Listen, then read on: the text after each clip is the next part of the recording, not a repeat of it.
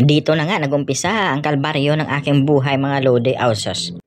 Hamakin mo ba naman? Hindi ko talaga akalain na darating ako dito sa punto na magguhit-guhit din ako nito na parang eksperto. Nakahawak tuloy ako ng lapis, feeling ko bumalik ako sa grade 1. Pero alam nyo ba mga lodi, dito ko talaga na pagtanto na napakahirap pala maging panday. Alam nyo, ang tatay ko marunong magpanday. Ang mga tiyuhin ko, mga panday. Pero ako, hindi ko talaga namana ang pagiging panday nila.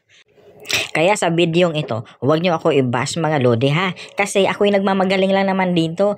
Pero ang totoo, hindi ko talaga alam. Wala talaga ako alam sa ginagawa kong ito. Pasalamat na lang ako na nagkaroon ako ng idea na nakapanood ako sa YouTube kung paano. Kaya ito na nga, naglagay na rin ako ng pandikit para lalong madikit ang aking vinyl floors na ikakabit. Ay, hindi ko na malayan. Dumating na pala ito ang aking mag-ina. So, kaya pagdating man ng anak ko, nung nakita niya na ako na parang nagbipintura, aba, sabay sabi, Daddy, I wanna help you. Aba, kakarating niya lang. Hindi pa nga siya nakabihis. Hindi pa sila nakabihis ng mami niya. Sabay sabi na I wanna help you, Daddy.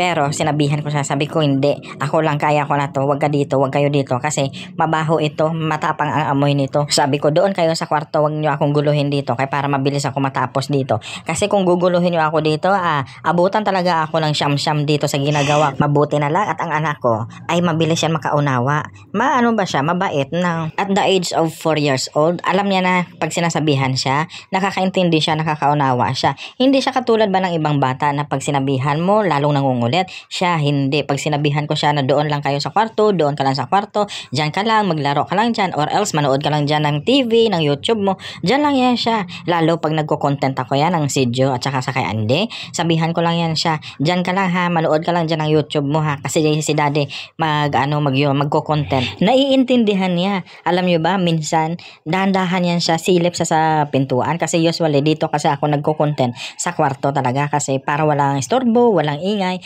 Nararamdaman ko yan siya na minsan, dahan-dahan yan siya, parang sumisilip siya sa kwarto. Pero hinahayaan ko lang naman siya.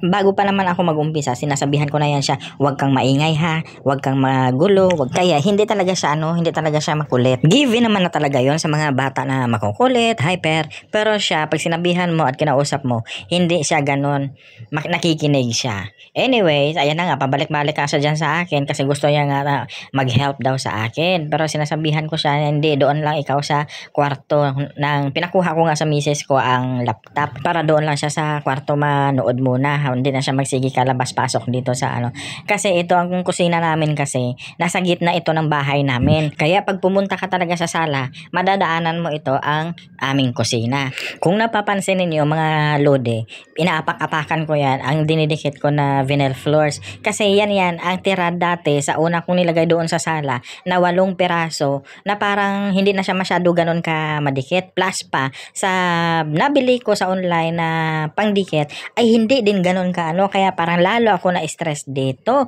Nakamura nga ako pero sus ko, sumakit naman ang aking ulo. Kasi hindi siya ganun kadikit na kaya ginawan ko na lang ng paraan kung paano ito siya na lalong madikit. Kaya pasalamat na lang din ako sa na-purchase ko na second time around.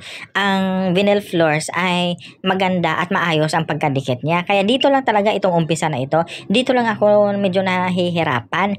Kasi hindi na siya ganun kadikit. Siguro nga na-stuck siya at na-expose na siya sa sikat ng araw. Shout out nga pala doon sa ating Lodi na si Geraldine Cibrero Bosa from Saudi. Mag-ingat ka po dyan lagi, Lodi. Pag uwi mo, huwag mong kalimutan ang chocolate. Char. Malapit na nga ako matapos dito mga Lodi.